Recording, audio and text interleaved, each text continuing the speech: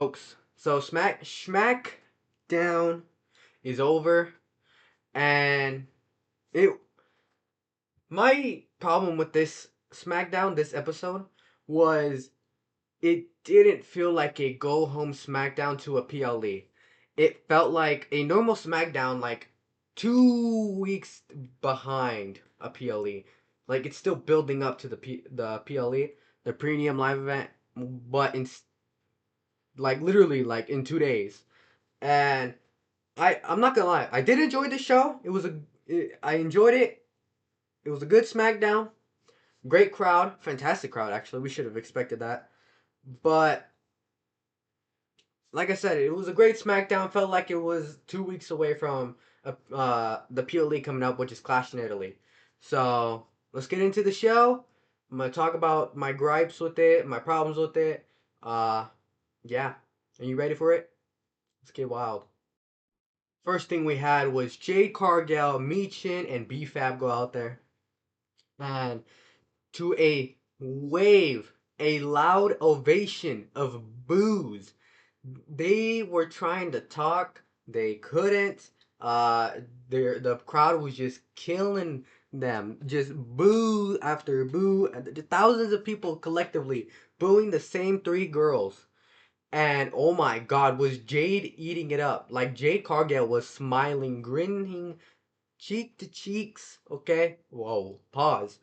Uh, she was grinning, excited, ecstatic because her character is meant to be booed, and she was getting booed out the building. She was getting super booed. All three of them were. Uh, and I'm confused because before Jade and them were getting booed, you had Fatal Influence getting booed out the building by your standard U.S. crowd.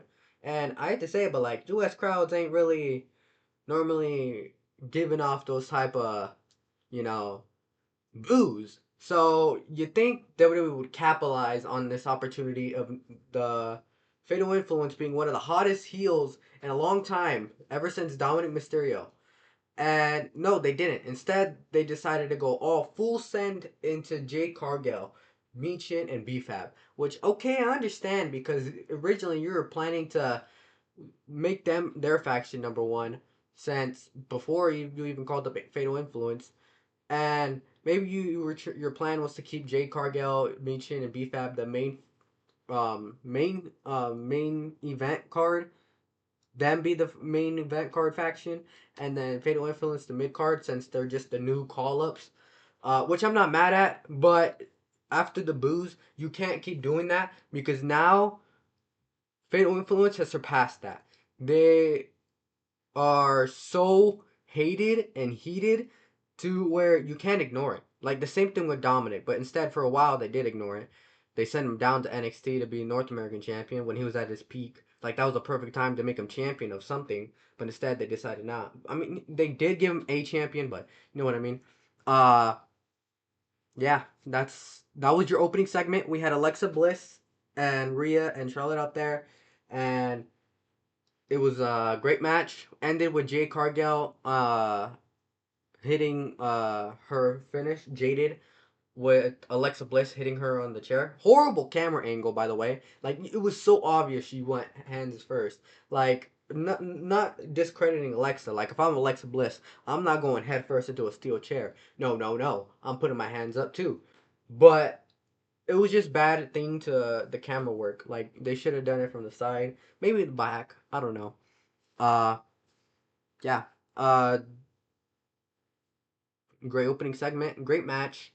Alexa Bliss is becoming Finn Balor. I'm gonna start calling her Pin Lexa because she's been getting pinned over and over. Like she's the third wheel in the Jade or the Rhea and Charlotte feud too. So it's bad. It's getting bad for your girl Alexa. If you're Alexa Bliss fan, just know she is cooked. Okay, she ain't in the top notch anymore. By the way, so sucks to be an Alexa Bliss fan. Then we had The Miz versus Axiom. Axiom in his hometown, his home country actually, not hometown. I don't know where he's from. But the big story here was there was no Kit Wilson, and I was like, huh, weird. I wonder what Kit Wilson couldn't go for. But that's not my information. I don't have information on that. All I could work with is knowing he's not there. I don't know anything about him. His problems are his problems. I'm not gonna gripe on them. Uh, just say that I missed him. I wish he was there today, and it showed because not really, because yes, the Miz did say that Axiom was gonna have a partner and that he wished he had Kit Wilson, but there wasn't really any shenanigans from Nathan Frazier. Again, they're the babyface, so why would there be? The only type of shenanigans actually came from Danhausen, to where there was a segment before the match with Nick Aldis where Danhausen was told to stop doing his lab experiments, and then he was like, gets the idea of a new one, so he picks up all these equipment, heads into a room, and throughout the Miz match, the lights kept flickering, real like turning on, on, right, causing the Miz to lose, and then he ends up going backstage complaining to Nick Aldis, and Nick Aldis is like, "I for once I agree with you, Miz," and they go look for Danhausen, and he was about to touch a like a sheet, and I don't know what was in there. But whatever it was, Danhausen said, "Don't touch it," and it looked like kind of big. I don't think it was the human body, but it was big. There was something underneath, something Danhausen was willing to keep secret and don't want anyone touching. So whatever it is, I don't care. But I will state this: Axiom has the best finisher in WWE right now. Okay, his kick is awesome. That is the most. That is a live action Mortal Kombat kick if I ever seen it. Okay, awesome. The best finisher in wrestling right now. I don't care what anyone else says. You can show me any other finisher. I'm picking his finisher over anyone's. Then we had MFTs versus Damian Priest and Royce Keys. Uh, I guess the R Truth wasn't medically cleared for a match, so they ended up putting Royce Keys in there, which was the story was Royce Keys didn't want to team with Damian Priest. Damian Priest didn't want to team with Royce Keys, so they ended up having problems throughout the match, causing them to lose. And MFTs ended up picking up the win after R Truth tried to come in and do a like a save basically, and in the end he ends up getting beat up. So I don't know if it's gonna further say that he's not medically cleared. They're gonna have to vacate the tag titles, or it's just gonna be like R Truth fights through it to the point where they lose the titles. Uh, who knows? But it was a great match. You know, I won't say anything bad about it because there was nothing bad to say. They're great performers. Uh, I guess it's weird because it felt like Solo Sokoa should be a part of the Bloodline story, right? Because originally he was. Did you guys see that report? Jacob Fatu might not show up, and they might have to call an audible and have a different story. Like, if Jacob can't compete, what the hell do you do then? Who do you have face Roman? Or what do you do? Just have Roman Reigns not wrestle at all? I don't know. Have a filler match? What the hell would the filler match be? I don't know.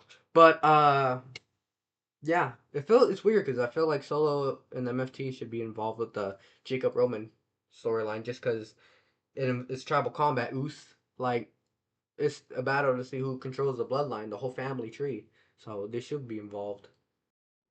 Next up, we had Sami Zayn versus Matt Cardona. You know, Matt Cardona, we gotta have a talk because holy hell, do you tan to the max? Okay, you and Braun Breaker have a tan off right now because you two are the most tan wrestlers I've ever seen in my life. Okay, you gotta calm down on the tan. I don't know if tanning, using so much tanning in your life causes like skin disease or like harms your skin.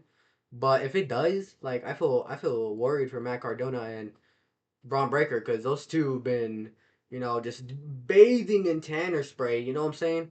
Like to the max. What I was thinking about throughout this match is right before the segment we had like Chelsea Green being told she's alone and all that, and no one was willing to help her. And I was like, you know what would be a great idea, WWE? Put Matt Cardona and Chelsea Green together. Like those two would be fun. Okay, those two would be fun. If you haven't seen them in indie days, they were a great like heelish mixed couple tag team. Uh, so I think they'd be great in WWE today. It'd give Matt Cardona like uh it give Matt Cardona something else to do. It adds some relevance to his character because right now there's like he went out there, no pop, not a single peep. And mind you, this is the when we expect like people small to get reactions. Like Axiom had a reaction. Granted, it is hometown, but like still you'd expect some type of reaction for some people. But He got nothing, not a single pop, not a single nothing. So I was like, you know what, just put him with Chelsea Green. Save his career or something. Like imagine, it's crazy because he came back at the worst time possible. Like he worked his entire life to come back to WWE just for him to not be relevant at all. Like he came back at the worst time ever. Now to save him, I think he should join his wife and Chelsea Green. We had Trick Williams out there with Little Yachty, and they had this candlestick, right? This diamond candlestick, and then they had money, which I'm pretty sure Little Yachty got himself and was planning to throw it until he realized he's not in America, so those American dollars weren't gonna do diddly squat, brother. I don't know if they allow American dollars to be used over in Italy. Who knows? Uh, but he ended up not throwing it, and if he did, maybe it was commercial break. I don't know, but you know it is what it is. Um, it was we ended up having Ricky Saints and Carmelo Hayes go out there talk their schmack, saying they're up for champions, and Melo deserves it. Trick or Ricky says he's the absolute champion and all that. He deserves a shot. We ended up getting Melo versus Ricky. Man, I thought this was the time you bring back Ilya Dragunov. There you go. Ilya Dragunov. Okay. And instead, they didn't. I was like, damn, bro, I miss Ilya. I miss Ilya, Melo. They should have been at WrestleMania. But instead, we got Triggity Trick for some reason. Trick and Sammy. Not a single soul asked for that, by the way. Uh, miss my Ilya, man. I miss Ilya. I love Ilya. He is, I don't know. I kind of hope Gunther wins the title and then we get like Ilya versus Gunther at like Night of Champions as a one-off. Imagine just for fun, like a SmackDown of Gunther versus Ilya. Come on, we are so close to it now. Gunther versus Ilya. Even if it's not for the champion, make Gunther go in the tournament and then have Ilya part of it. You know what I'm saying? Gunther Ilya, right there and there. Uh, you know what I'm saying? Nothing else really. Just a great match between Ricky and Mello that ended in a count out. And I didn't mind that. It just adds more, meaning we can get more matches. I know a lot of people probably like hated the count out, but I'm like, well, I don't hate count outs. When it's double count out, because it just means we get more time with them. That's all it means. Nia Jax and Chelsea Green had a match. It wasn't really the finest match. It was some reason the in ring main event over Mello and Ricky, and I didn't really enjoy it. This is around the time when I'm struggling because it's a 3 hour show, and you know, Chelsea Green ended up getting help from Tiffany Stratton, and Tiffany Stratton was smiling. Chelsea Green was smiling. Chelsea Green went over to go hug basically Tiffany Stratton, but instead Tiffany was like, "It's not that deep. It's not that special. Back off. Leave me alone." Basically, like, you helped me last week, I help you. That's it. We're done. Done and over with. No more talking to each other. No more friendship. So, I don't know what they do more to continue the storyline. We also get Blake Monroe coming soon, which I was like, well, then why did you debut her last week if she's still going to come soon? Like, I don't know. I thought Blake Monroe would have thrived on the main roster on Raw, because a lot of people were talking about how the Raw roster was like cooked, or no, the SmackDown women's roster was cooked for a while, but now it's the Raw side to the point where Liv ain't doing diddly squat. Okay, I thought Io would have been at least a little nice feud real quick for Liv, because coming off the back of what we thought was retiring Asuka, but then it wasn't. So, but still a win over Asuka, her mentor. So, and then we're getting reports that Liv and Io are having matches all summer in house shows in Italy and Euro and all that. I'm like, what the hell? That's a PLE match. More deserving than Becky and Soul, because there's not really much between them. But anyways, I digress. Great. Now on to the main event. Your main event is Cody Rhodes versus Gunther, the Gooner. Uh, Not really much to say. I mean, this was the part where I felt like, I guess this is a go home. Because Gunther basically told Cody, like, you were basically handed everything because you're a Nepo baby. You were Dusty's child. All you ever had to do to get in this industry was one call away. You wanted to join wrestling? Yeah, all it took was one phone call. You wanted to build your name? Yeah, he said, yes, you had to build your name, but, like, basically, all it took was one phone call to an indie company. Like, he was a known wrestling name. It took one phone call for him to build up AEW. Basically, it took one phone call for him to return to WWE. For Gunther, it took him going through the indies and all that and working his cheeks off, and not in America where most wrestlers come from, and then he had to work overseas. And I was like, damn, Gunther, you're laying it down. You're laying it down for Cody. Like, basically, you're right. Cody was like, okay, you're right. You're 100% right. But then he basically said that you're not Walter. He was talking about Walt. He said Walter did that, not Gunther. Walter. He said Gunther is now a sniveling little heel that basically cheats and all that. While Cody said at Clash in Italy basically that he wants Walter, the guy who wrestled and always had match of the night contenders, match of the year contenders every night on the indies and all that, and was one of the most hyped wrestlers. The guy who held the title in NXT UK for over five, or I don't remember how long, 5 years I think. How long was his title reign?